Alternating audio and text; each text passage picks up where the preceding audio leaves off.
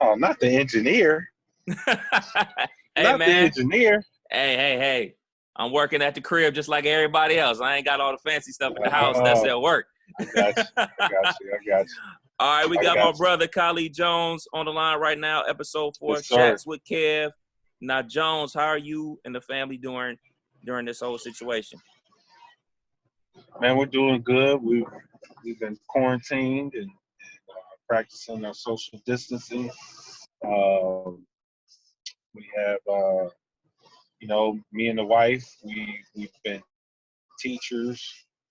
We've been working. We've been teachers with our kids, training our kids, and so we're putting on multiple hats and managing. I got 4 kids out here, man. So it's deep times in the Jones household, man. Deep times. 12-year-old daughter, 10-year-old son, 7-year-old daughter, and a 3-year-old son. Woo! They got you working, man. It's live, man. It's live. So you've been involved with youth sports for over 12 years, man, doing coaching with football, doing coaching with basketball, and currently you're the head football coach down in Cincinnati, right? Yep, at Winthrop High School. Yes, sir. All right, so how are you guys dealing with OHSAA and Jerry Snodgrass having to shut down the spring sports season? So we are, one thing I try to teach the young men that I'm involved with is that you got to learn how to adapt and overcome. And there's some Marine Corps principles that I've learned in being in the military that I push along to our young men. And so, the canceling of the spring sports in regards to and in relationship to football, a lot of our skill guys, our wide receivers, our DBs, our running backs, they were running track this year. And so Urban Meyer told me one time, he said, the only way you get faster is you got to run. And so I really pushed that to our young men, and they were down because we probably had about 19 guys running track, and so that was a bummer because we kind of missed out on an opportunity to get faster and get conditioned in that manner. So, um,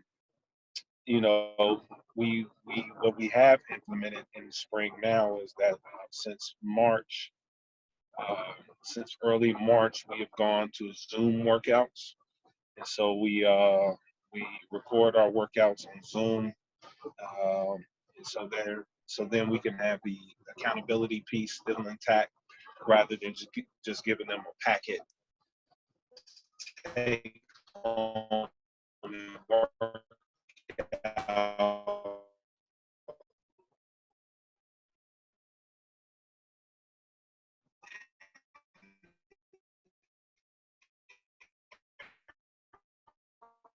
Bear with us. We got a little bit of technical difficulties, but we'll be right back with it. I'm sure Brother Jones will get to a better area. He's on the move as always.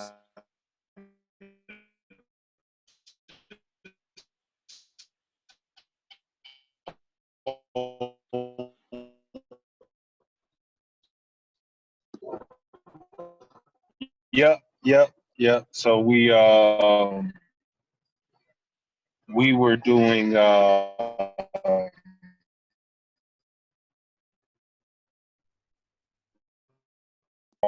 young men, but push solutions. So Yeah. that's what we're doing. And you talked about an element of staying connected with your guys because, being away from not only school, being away from the teachers, being away from teammates, there's a mental aspect to that as well, like doing welfare checks on people to make sure everybody's doing okay mentally. Absolutely. And that is what I am in the middle of doing right now. I can attest to me personally really kind of going to a low place after the second week of this quarantine. And I actually had 2 bouts of just kind of being in a funk, being in a low place, because we are accustomed to socializing with others, interacting with others. And if you're a coach, you feed off the energy of your young men. And so it's been tough. It's been tough. And so, these kids and a lot of the young men that I coach are already going through challenging circumstances, be at home or just life period. So to be bottled up in a certain type of habitat for an amount of time can be mentally challenging. So today I just felt unction to go out to pick up. I'm getting ready to pick up my quarterback that's going to the University of Cincinnati, and he's going to pick up a computer from the school, and then I'm signing a work permit from to some neighborhoods in Cincinnati today, just to check on some guys I haven't seen or heard from in a little bit. So, you know, these are necessities. These are things that we have to implement and take action on to make sure that we stay connected with our guys. Absolutely. And I mean, just because you currently coach in Cincinnati, obviously you're from Dayton, Ohio, went to Colonel White. You still have a great Yes, connection with the city and everything you're doing here locally, right? absolutely. Absolutely, man. I'm always 937 now. It's shoot, about getting 937 tattoo, man. I love my 937 now. You know, yeah, I'm always connected. I've coached a lot of young men, whether it's starting out at Chappie James with basketball, and those young men are all they're older now. They're close to 30 now, man, and they got families, they got kids, they're married, and so I stay connected with those young men. I spent 5 years at Wayne High School. I stay connected with those young men. I actually got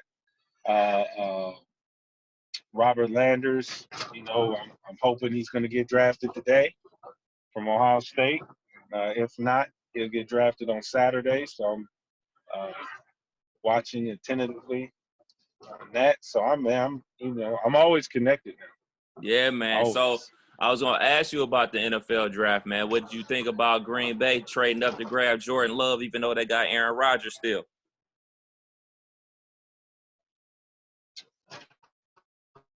Well, I think from an organizational standpoint,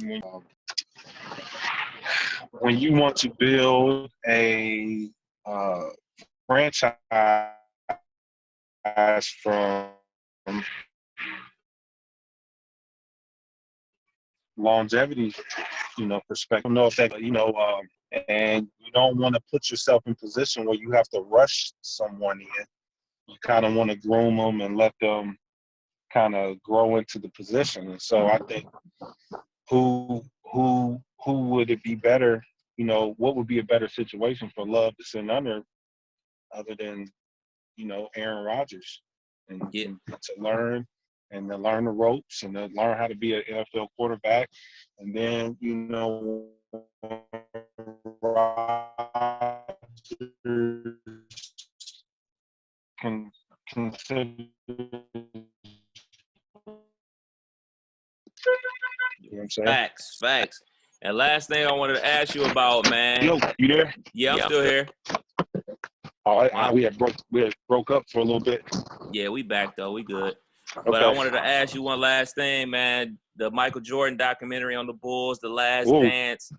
How do you explain to your kids how great Michael Jordan is? Because I know it's a lot of backlash that they're seeing right now. Like, yo, he really wasn't all that, and you're showing them the documentary. What's their feedback about how good Jordan was? Hold on one second here. Sorry, I'm still a coach, man.